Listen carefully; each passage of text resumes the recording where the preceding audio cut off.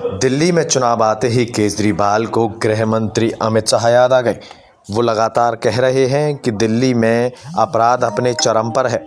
दिल्ली के अंदर लगातार गोलियां चल रही हैं, बलात्कार किए जा रहे हैं, लेकिन गृह मंत्री अमित शाह इन पर लगाम लगाने में नाकामयाब हुए हैं। उन्होंने प्रेस कॉन्फ्रेंस के माध्यम से ये देखिए क्या कहा कि हमने दिल्ली को बहुत सारी सुविधाएं तो पहुंचा दी, लेकिन कानून व्यवस्था उनके हाथ में नहीं है, जो गृह मंत्री अमित शाह के हाथों में है, और उसको अमली जामा पहनाने में गृह मंत्री अमित शाह विफल हुए हैं, क्योंकि चुनावी समय आ गया है और कहीं ना कहीं ठीकरा पार्टियां एक दूसरे पर फोड़ती हुई नजर आ रही हैं।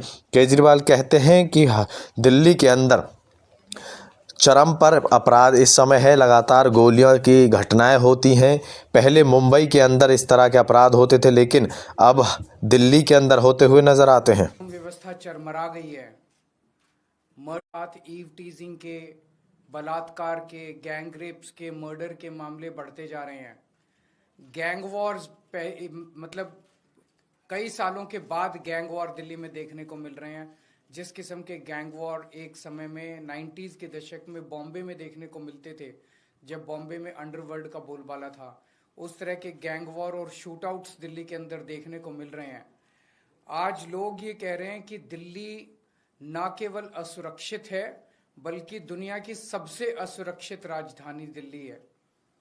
2022 में 501 मर्डर हुए, जो कि पिछले कुछ सालों में सबसे ज्यादा मर्डर्स हैं, और लगभग पिछले 3 महीने में जितने यमुना पार जितने गैंग वॉर हुए हैं, उसमें 20 लोगों की जानें गई हैं।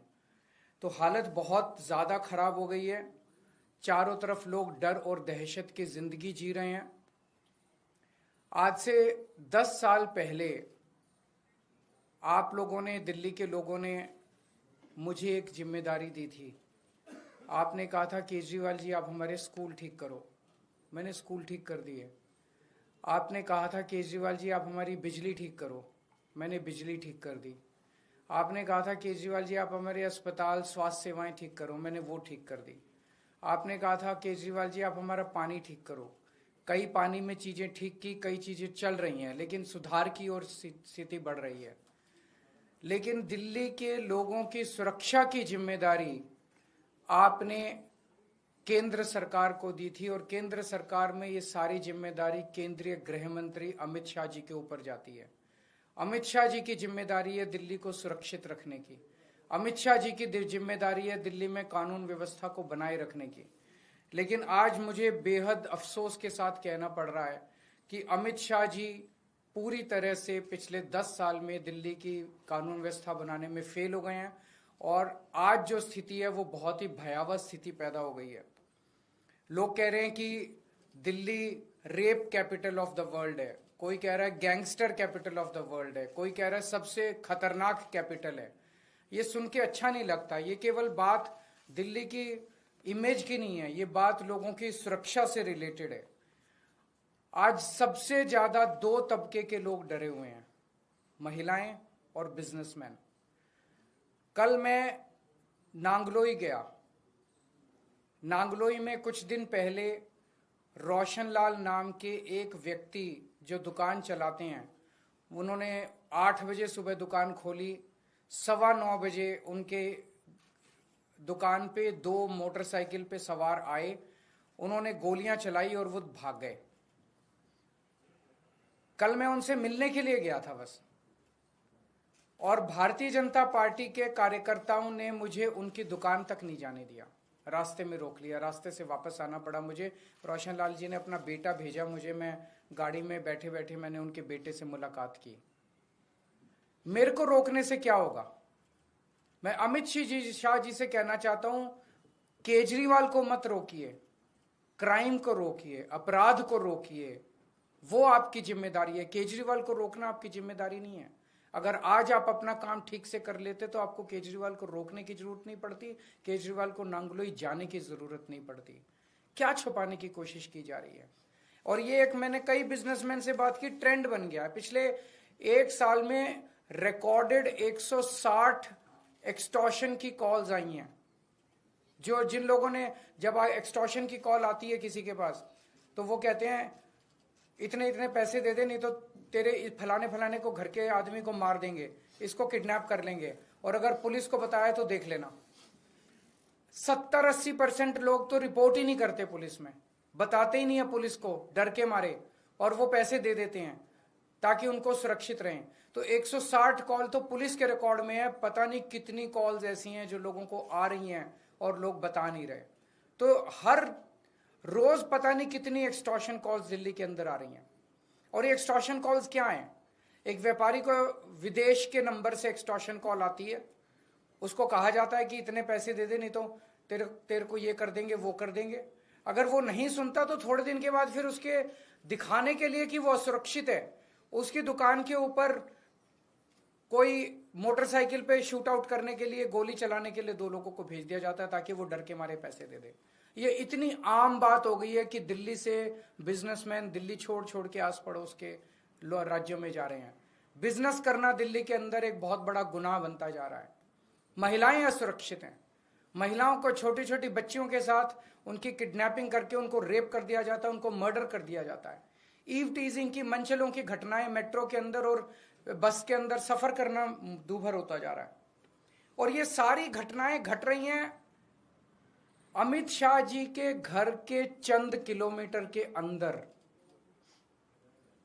अमित शाह जी जो कि देश के गृह मंत्री हैं, दिल्ली सीधे उनके अंडर में आती है, दिल्ली की कानून व्यवस्था उनको मेंटेन करनी है। वो अपने घर के 20 किलोमीटर के दायरे को सुरक्षित नहीं रख पा रहे, तो फिर वो कैसे देश चलाएंगे, कैसे देश के अंदर कानून व्यवस्था लागू करेंगे? मैं आपको कुछ उदाहरण देता हूं। 23 नवंबर को गोविंदपुरी में किरणपाल नाम की पुलिस कांस्टेबल, पुलिस वाले भी सुरक्षित नहीं है, जिन्हें हमें सुरक्षा देनी है वो खुद ही सुरक्षित नहीं है। किरणपाल नाम की पुरुष है, किरणपाल नाम के 28 साल के पुलिस कांस्टेबल की चाकू गोद के हत्या कर दी गई, और ये महज अमित शाह जी के घर से 13 किलोमीटर दूर हुआ। 31 अक्टूबर को फर्श बाजार, वहां पे गैंग वॉर में 2 लोगों की मौत हो गई दिवाली वाली रात को, और ये महज 14.5 किलोमीटर, अमित शाह जी के घर से 14.5 किलोमीटर दूर हुआ। 21 अक्टूबर को करोल बाग में एक महिला को किडनैप करके रेप कर दिया गया, अमित शाह जी के घर से महज 9 किलोमीटर की दूरी पे। 14 सितंबर को ग्रेटर कैलाश में 35 साल के एक जिम के मालिक को गोली मार के 2 मोटरसाइकिल वालों ने गोली मार के उसके मर्डर कर दिया, महज 9.5 किलोमीटर अमित शाह जी के घर से दूरी है उनकी। अमित शाह जी से मैं पूछना चाहता हूं, ये हो क्या रहा है? क्या आप मानते हैं कि आपसे दिल्ली नहीं संभल रही है? और दिल्ली के लोग अब सुरक्षा के लिए किसके पास जाएं? महिलाओं से पूछना चाहता हूं मैं, अपनी दिल्ली की मां, बहनें, बेटियां, उनसे सबसे पूछना चाहता हूं, क्या आप सुरक्षित महसूस करते हो अपने आप को जब घर से बाहर निकलते हो? लक्ष्मी नगर की महिलाएं, पटपड़गंज की महिलाएं, ग्रेटर कैलाश की महिलाएं, जनकपुरी की महिलाएं, कोई भी पूरे दिल्ली में कोई भी महिला अपने आप को सुरक्षित महसूस करती है? चाहे मेट्रो में जाएं, चाहे बस में जाएं, 7 बजे के बाद अगर बेटी घर ना लौटे तो माँ बाप को चिंता हो जाती है, पता नहीं सुरक्षित होगी कि नहीं होगी। ये हमारा शहर है, और हमारे शहर के किसी भी कोने में हम खुद सुरक्षित महसूस नहीं कर रहे हैं। और बहुत सारे केसेस हैं, बड़ी लंबी लिस्ट है मेरे पास और आपके पास भी होगी। 11 अक्टूबर को सराय काले खां 10 किलोमीटर दूर है अमित शाह जी के घर से, वहां एक 34 साल की महिला के साथ गैंगरेप किया गया और वो अर्धमूर्छित अवस्था के अंदर पाई गई। 12 सितंबर को बेगमपुर में 3 साल की बच्ची को किडनैप करके सेक्सुअली असॉल्ट किया गया, मात्र 8 किलोमीटर अमित शाह जी के घर से। 30 हजारी अगस्त 8 अगस्त को 30 हजारी कोर्ट के अंदर एक वकील ने 21 साल की एक महिला का कोर्ट के अपने चेंबर में बलात्कार कर दिया, मात्र 10 किलोमीटर अमित शाह जी के घर से। 1 अगस्त को दिल्ली कैंट में 9 साल की बच्ची का रेप करके मर्डर कर दिया, मात्र 9 किलोमीटर अमित शाह जी के घर से। इन लोगों ने नारा दिया है, बेटी पढ़ाओ बेटी बचाओ। बेटी को पढ़ाने की जिम्मेदारी हमारी थी, हमने बेटी को पढ़ाया।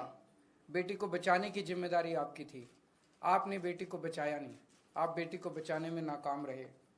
आज मैं अमित शाह जी से पूछना चाहता हूं कि आपने दिल्ली को दुनिया की सबसे असुरक्षित राजधानी क्यों बनाया? आपने 10 साल में इसको रोकने के लिए क्या काम किया? हमारे दिल्ली के लोग जाएं तो जाएं कहां? आज दिल्ली के लोग भय में जी रहे हैं। क्या आप मानते हैं कि आपसे दिल्ली नहीं संभल रही है? अगर नहीं संभल रही है तो किसी और को जिम्मेदारी दे दीजिए। आज दिल्ली का बुरा हाल कर दिया इन लोगों ने। हम सुरक्षा के लिए किसके पास जाएं? आज दिल्ली के लोग अमित शाह जी से ये पूछना चाहते हैं। ये एक अभी आप लोगों को भी देंगे, ये एक मैप है दिल्ली का।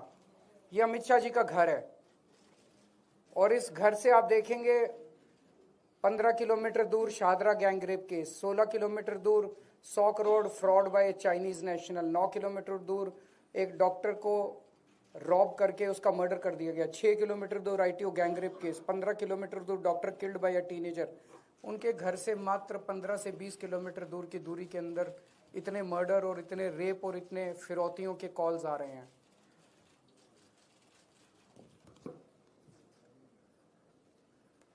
Thank you. एक दो क्वेश्चंस अगर है तो। नांगलोई में आप गए तो आपकी गाड़ी को भी घेरा गया, आपके सांसद वहां मौजूद। मेरे को घेरने से क्या फायदा है? मैंने यही कहा कि केजरीवाल को क्यों रोक रहे हो? अपराध को रोको ना।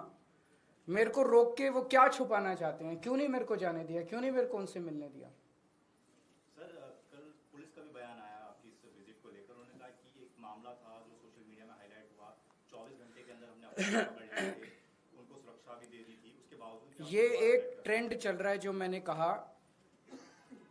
फिरौती की कॉल आती है, वो आदमी फिरौती नहीं देता तो एक शूट आउट करके उसको डराया जाता है। शूट आउट करने वाले लोग हायर्ड लोग होते हैं, किराए के लोग होते हैं।